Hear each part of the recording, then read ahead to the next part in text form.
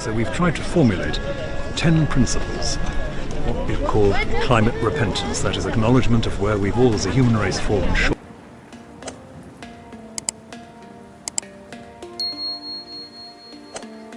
You said them kind and the topic I share the verdict of Caiaphas. Now obi be said the verdict of Caiaphas no any day. Mo ba kai abra e chi Yesu Kristo. Na Caiaphas hwe no mu anu hu se boni bi ani no. Na so o man no ase kire na ka kire se Yesu ndi ku no. Into ye na dwen se sa na tie de a obeto chacha. To me kwako yi Baraba a o ye de boye ni kromfo weremfo e de ne be gina ho. And odi Yesu Kristo gina nchen. And obisa se wo mu mienu, se nipa mienu we. Wan na minya no. And o man na se kire ne ka kire ne se. Baraba wo ye kromfo weremfo ne gya wo no mu man. No onkoso be wi aye. Na Yesu di kunu man. Na o ka sa wi no asem opie ne se eye se obaakofo be wu. Sen se o mamu ni nyina be komusuo mu. The evangelist say de bi ba ye be ka sa asem bo ebi. The betia SDA4. I didn't know what casta. Young evangelist. One for you, evangelist. Fine. Yes, in a young person. Maminchia, I'm ranching in a very special way. Okay. Omoya Juma UTS Security Company. I work Raha. If Rabakon Shadrach. And I, if Rabakon Joseph. Oh, okay. And I'm no share. Noaso some hobby. That's right. And I'll you Michelle Papa. Yenim say we are say aso de to Nyankopon bra. A omonkasa hyemra say eyemra say obema timi ware ne yonko bema. Oba nso timi ware ne yonko ba emra makwan. Good. Omo ye no awie. Ana mo nso so no asa aka say ye de na ohwe da di kan esio se homeda ema wiase. Anya na atwe de tosonson ne biem eno so de asase sofo eye United Nations kuo nu de onwaje no atum. That's right.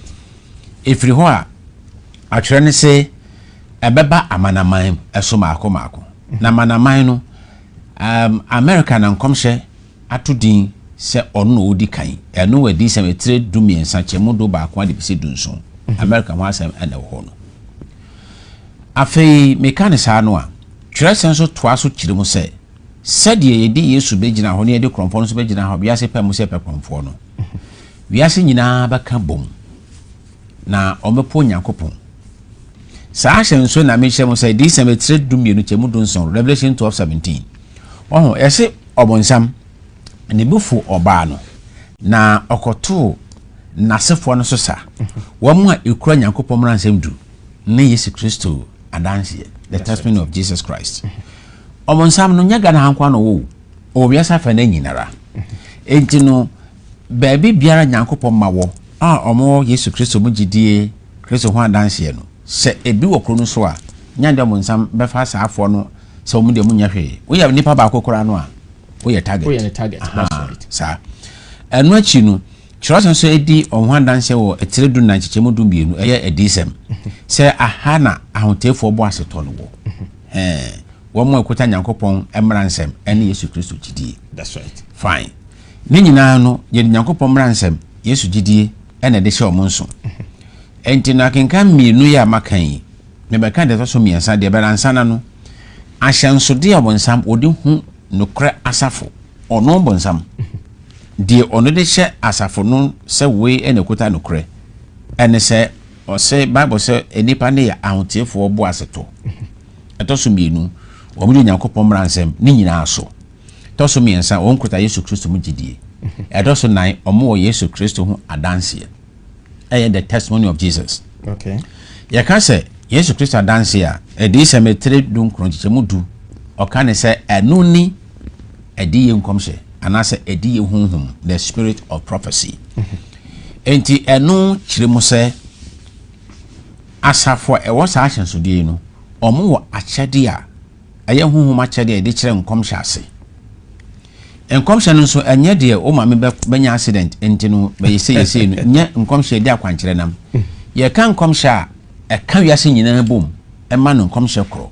That's right. Sa e bi se wo ka kire nse ayi ka car benya accident obi be ware bank manager o ka sa asem no obi o Nigeria no fa no ben so obi wa hye kom so obi ware bank manager Ghana ha no na ba mu no obi e Nigeria no san kom hye fa no ben enyem no ye ka bible kom hye ne de e kasa e kama wi ase nyina aprekopɛ fine na fe mi sanka we so say onyankopon adoma kyede na ye edi kom hye ne ye de acha asafo no kwa no e wo ho fretete na onyankopon o de che asafo no na asafo ma no ankrankra bi wo mu a o de sa adoma kyede no adu omumu a omo boa ma enkom hye nkyire mu eno no nye osom station omo so ahase e boss avenue kakrakra je mo mind the next video nyem fendi sa dance nansa adanse enti ne kumso nkrunso empanisi hu ahwe production video 2 room for my. Today, the Supreme Court hearing oral arguments in a case pitting the U.S. Postal Service against a former employee who says he was forced to choose between his livelihood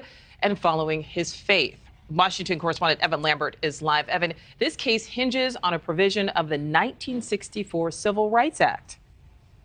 Nicole, that law says it's illegal to discriminate against an employee based on religion. So far, lower courts have ruled against Gerald Groff, but he is now in front of a Supreme Court that has lately been supportive of petitioners bringing religious freedom. Video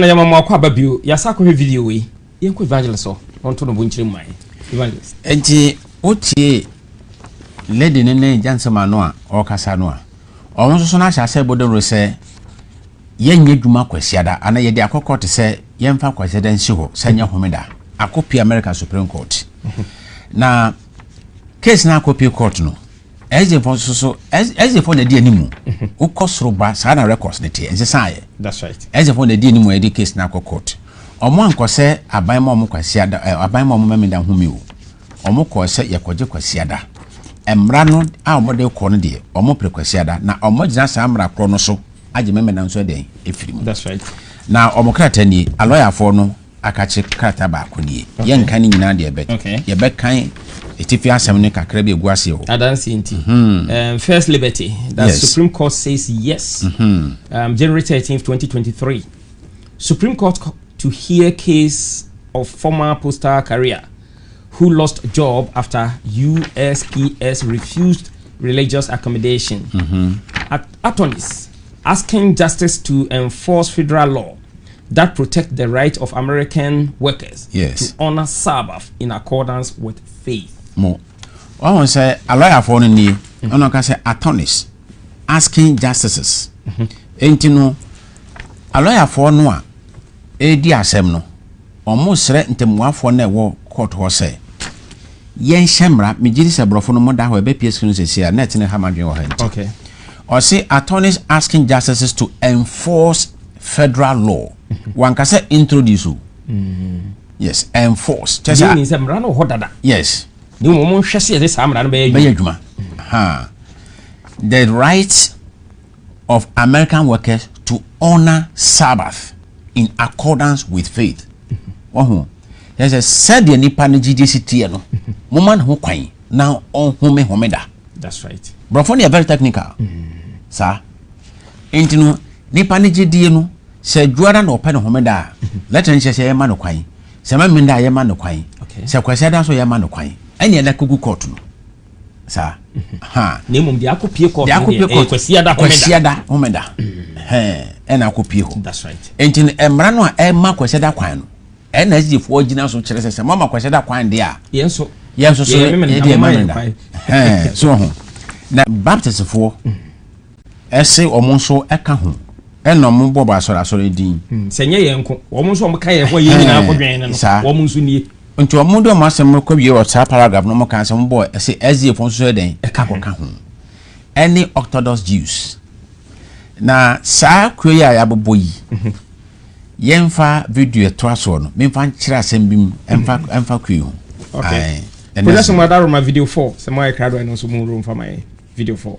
Religious leaders from around the world have issued a joint appeal for international politicians to agree to a new global deal to combat climate change. Christian, Buddhist, Muslim and Jewish leaders were among those attending the gathering at the Vatican hosted by the Pope. For their part, the faith leaders made a commitment to educating and influencing their followers about climate change. The BBC's Mark Lowen is in Rome.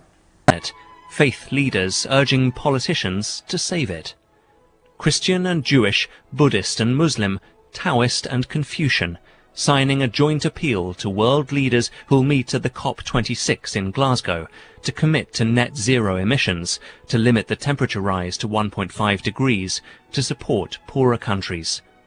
A pope who has focused on environmental concern, and an archbishop with this warning. Our abuse, our war against the climate affects the poorest among us. Reconciliation with creation, in obedience to our Creator, proclaims the love of God. The world has just enough time to get this right. In return, the signatories say they'll educate their faithful, spreading the message of climate awareness. The document was handed to Alok Sharma, the COP president, to take to next month's summit, telling us the faith leaders are an essential resource. The message from them has been very clear. This is a critical moment for the world, and the message was one of the head and the heart.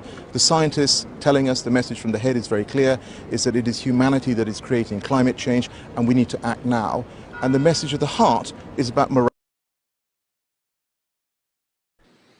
Our abuse, our war against the climate affects the poorest among us. Reconciliation with creation, in obedience to our Creator, proclaims the love of God. Adofne san emamo kwa babiu videos no kasa. Yenko evangelist honko jinchiremu. Yes. Video ya boss see me pese me de wi acha dance say e course 4th October 2021 Pope Francis Akachi Rome Vatican City. That's right. Na asore ni osoma hodo omo se omo gina American Supreme Court prese yemfa kwashada no ensi ho se homeda no saafo no ene ndidi kan 2021 any Pope Francis any United Nations akoya pam assign krata sa krata no emu na kwashada som no ewo. That's right. Idea ma UN enti no omo sign no ezi ankobi omo nkan sa de. That's right. Omo sign omo krata no omo anso na copy Supreme Court enu ye adanse di kan. That's right. Yemfa de to so mienu mra. Okay, production afa na video 4 and also adanse ye to so mienu ro fa man.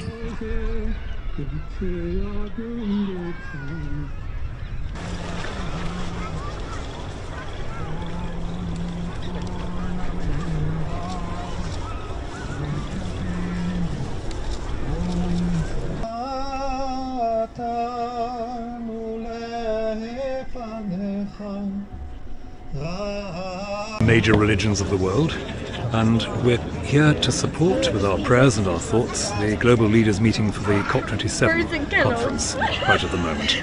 We know that they need resources that are more than just human to deal with the crisis that's coming, so we've tried to formulate 10 principles, what we call climate repentance, that is acknowledgement of where we've all as a human race fallen short, how we've got into this critical situation with our environment.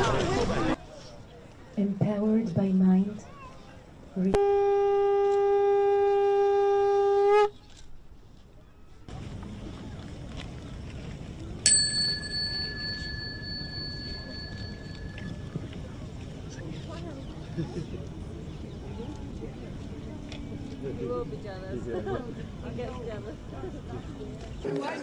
Yes, sign emamo kwa babiu safe no adwane program na topic I discuss no the verdict of Caiaphas part 3 and then you discussing.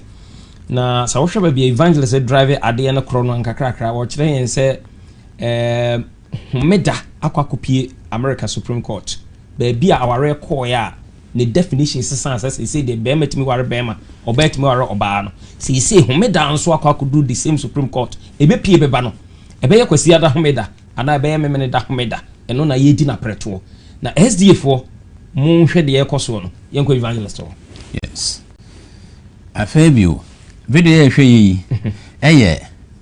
ebra omukọ Mount Sinai omo asa asore ejidi ku ahodo ene omo gina American Supreme Court sɛ nyi kwase da ma mpa home no omo ya na fu people senai 2022 November 13 sɛ omo ko gimra nsɛm do aba ɛna yeyi ya omo kuta people omo kan. That's right. On se ba kokora de me hu de kuta na ono so oba ben no sɛ Nyankopɔn aba no no obototo bento dinanim to omo so bobi. Oh, okay. Omo nkoso saa foyi omo na omo gimra nsɛm do akwase da som ka ho kwase da mra ayi de ba ho me ehyem bi ɛna omo de ama UN saa foyi ya na omo ne ezi akohia American Supreme Court. So what does it? Na ye kwaje saa mransem do ne 10 climate principles di aba no ezi so ankobi. Oh, okay. Inhiamu mienu ni nyina SD for ankobi. First one is faith and science. E wo Pope Francis Akachi. That's right. E ho na saa osoma nyina fi kremo Hindu Sikh onyina akosan ye de atwato. Onwe no di ma UN. E no monkasa so saa osoma ho de sa di ekiri. Se mra na ye de abrem no ye kwaje ne honhom de enso abeka ho. E no mokọ be person aso. E de beta ekiri ma wom. Aye 2. That's right. Mbienu na ezi fo ankobi. De to so miensa ye nto aso. Okay.